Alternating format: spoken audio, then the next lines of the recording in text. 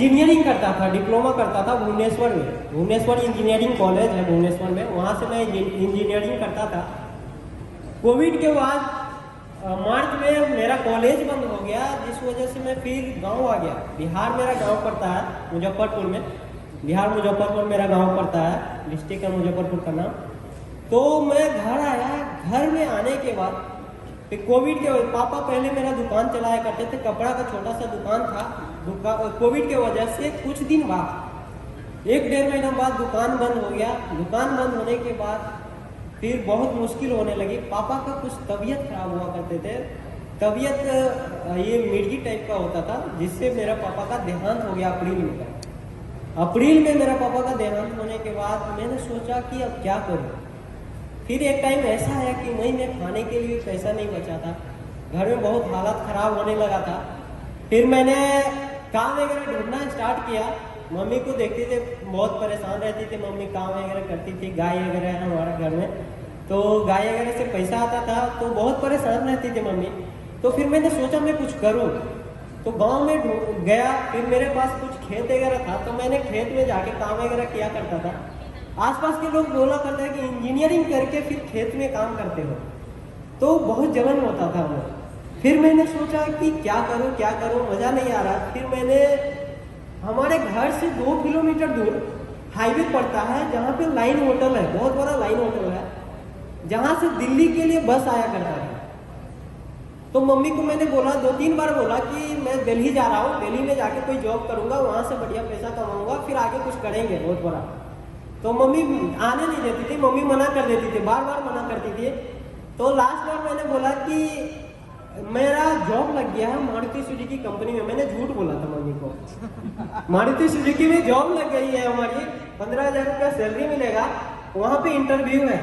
मैं रातों रात गाड़ी पकड़ा, 12-1 बजे मेरा गाड़ी था, वहाँ से मैंने बस पकड़ा, 1 बजे रात को बस पकड़ के फिर मैंने आया, शाम को यहाँ पे उतरा था। लास्ट टाइम पता नहीं था कि मैं कहाँ पे उतरा था दिल्ली में, वो भी नहीं पता था। फिर मैंने इधर उधर भटकने के बाद फिर मैंने जॉब ढूंढा। जॉब बहुत मुश्किल हो रही थी उस समय, जॉब ढूंढना बहुत मुश्किल हो रही थी, जॉब कहीं मिल ही नहीं रहा था। फिर 1 दिन बीत गया, 2 दिन बीत गया, तीसरा दिन मेरे को जॉब मिला सिक्योरिटी गार्ड का जॉब जो मिला। एक इंसान था, उससे बात हुई, वो बोला कि चलो पीजी चलता है, वहाँ पे सिक्योरिटी गार्ड में जॉब कर लेना। तो मैंने आया, वहाँ पे देखभाल करता था, 9,000 रुपया सैलरी मिलता था। फिर मैंने सोचा अगर सिक्योरिटी गार्ड का जॉब अगर मैं करता रहूं, कहाँ तक पहुंच पाऊंगा आगे, मजा नहीं आ रहा था करके सिक्योरिटी गार्ड का जॉब। फिर मैंने 2 महीना किया, 3 महीना किया, फाइनली 15 सितंबर को विवेक बिंद्रा जी का एक वेबिनार हो रहा था। वेबिनार में मैंने बैठने के बाद IBC मॉडल के बारे में कुछ बता रहे थे विवेक बिंद्रा जी की, ये लोग इतने कमा रहे हैं, ये लोग इतने कमा रहे हैं। फिर मैंने सोचा कि चलो यहाँ पे कुछ अपॉर्चुनिटी दिखाई दे रहा है जहाँ से मैं जाके कुछ कर सकता हूँ।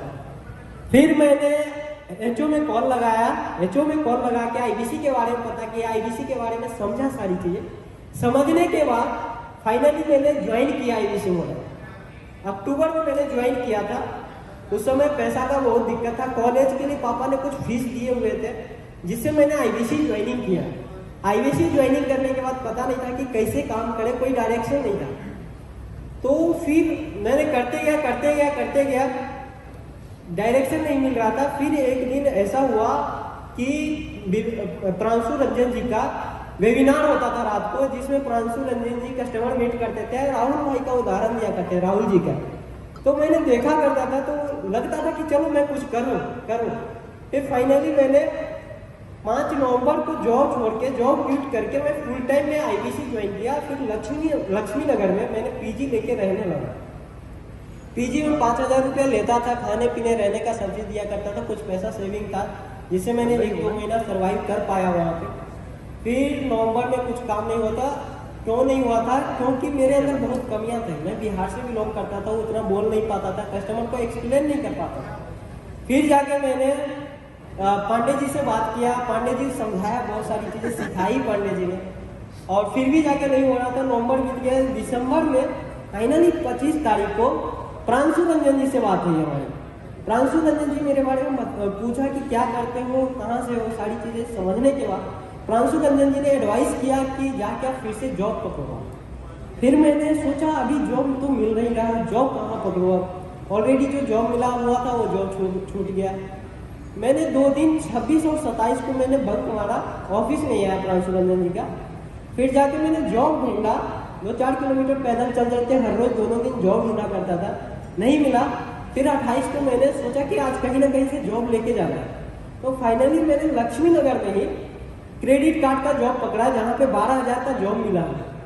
वहाँ पे बताया, मैं टाइमिंग मैच कर रहा था। हम तो ऐसा सोच रहे थे कि ऐसा ना हो कि अगर मान के चलो मैं जॉब करने चले जाऊँ तो IBC का काम छूट जाए, क्योंकि यहाँ तो ग्रोथ है लेकिन कमी मेरे अंदर है।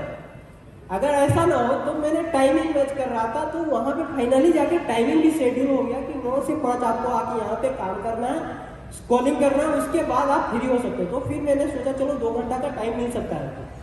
फिर मैंने 9 से 5 क्रेडिट कार्ड में जॉब किया। फिर जाके प्रांशु रंजन जी का ऑफिस आया करते थे 2 घंटा के लिए। फिर मैंने 6 बजे ऑफिस फाइनली पहुँचता था, वहाँ से थोड़ा ही दूर पड़ता था। 6 बजे नहा धो के फाइनली ऑफिस पहुँच के मैंने हर रोज काम करता था। जनवरी में कोई सेल नहीं हुई, फरवरी में फाइनली जाके हमारा 1 लाख का रेवेन्यू हुआ था, जिसमें ऑफर चला हुआ था, जिसमें 40% मिल रहा था। तो उस समय ये TDS काट के हमें 39,000 का कमीशन बना। फाइनली मार्च में हमारा एग्जाम था, इंजीनियरिंग का एग्जाम था, भुवनेश्वर जाना था। मैं सोच रहा था, कॉलेज वाला बराबर कहता था कि पैसा पे करोगे तभी एग्जाम दे पाओगे, नहीं तो नहीं दे पाओगे। फिर मैं सोच रहा था पैसा तो है नहीं, पैसा मैं दे नहीं पाऊंगा। तो मैं फाइनली डिसाइड कर लिया था कि चलो एग्जाम तो हो नहीं पाएगा, अब IBC में ही बेस्ट करना है। फिर फाइनली 13 तारीख को मेरे पास 39,000 रुपया बड़ा बिजनेस की तरफ से क्रेडिट हो गया। फिर मैंने सोचा चलो अब बन सकता है। फिर मैंने गया, कॉलेज गया, 17-18 को कॉलेज गया, यहाँ से दिल्ली से भुवनेश्वर गया ट्रेन से। फिर जाके मैंने वहाँ पे डिपॉजिट किया, पैसा जमा किया। पैसा जमा करने के बाद एग्जाम देने दिया। एग्जाम 5th सेमेस्टर का एग्जाम चल रहा था मेरा। मैंने एग्जाम दिया। एग्जाम देने के बाद फिर मैं अप्रैल 17-18 को फिर वहाँ से दिल्ली आया। दिल्ली में आके फिर मैंने काम करना स्टार्ट किया। फाइनली मैंने 20 से एडवर्टीजमेंट स्टार्ट करवाया था। मैंने 10 दिन के अंदर में 5 सेल निकाला था। 5 सेल निकालने के बाद उस समय भी 40% का ऑफर चल रहा था, जिसमें फाइनली मेरा 1,06,000 का कमीशन बना था। सारी चीजें कोड रिवर्सल भी कुछ था, जिसमें 1,06,000 का कमीशन बना था। फिर ऐसे ही चलता गया 2-3 महीना से जुलाई अगस्त तक ऐसे ही मैंने 2 लाख 3 लाख का रेवेन्यू करता था। फिर फाइनली मैंने सितंबर के लिए प्लान बना रहा था, अगस्त के लिए प्लान बना रहा था। फिर अकेले में हमको समझ में नहीं आ रहा था कि करे कैसे। फिर मैंने जुलाई में 29 तारीख को, जुलाई में मैंने काम कम किया था, 29 तारीख को प्रांशु रंजन जी के पास गया। प्रांशु रंजन जी को मैंने बोला कि सर 2 लाख 3 लाख करके मजा नहीं आ रहा, कुछ बड़ा प्लानिंग करना है। फिर उन्होंने टारगेट बनवा दिया हमारा। फाइनली मैंने अगस्त में 10,40,000 का मैंने रेवेन्यू किया। फाइनली उस समय मेरा दिमाग खुला था। 10,40,000 का रेवेन्यू, जिसमें से अभी मेरे हिसाब से 3 लाख के अकॉर्डिंग मेरा कमीशन बना। ये मेरा जर्नी रहा। फिर उस समय रियलाइज हुआ कि जब हम कर सकते हैं तो सब कर सकता है। जब हम कर सकते हैं तो आप लोग भी कर सकते हैं। यस या नो? यस, बिल्कुल कर सकते हैं। बिंद्रा जी कहते हैं, जमीन पे बैठ के क्यों आसमान देखता है, पढ़ो के खोल जमाना तेरा उड़ान देखता है। उड़ान दिखाना चाहते हो आप लोग? Thank you so much. एक बार स्टैंडिंग ओवेशन प्लीज, खड़े होकर स्वागत करेंगे। ये बहुत इंपॉर्टेंट सेशन है बॉस। ये हवा नहीं है, ये कंटेंट ही नहीं है, ये कुछ और ही है। बहुत बहुत बधाई हो आपको। रोशन नाम है इनका, रोशन कर दिया इन्होंने पूरी की पूरी इस मीटिंग को। थैंक यू सो मच, बहुत बहुत धन्यवाद। प्लीज इधर आ जाइएगा। प्रांशु जी बधाई हो आपको, बड़ा मार्गदर्शन करा आपने इनका। अब हमारी आखिरी एक स्वीट सी और कहानी है।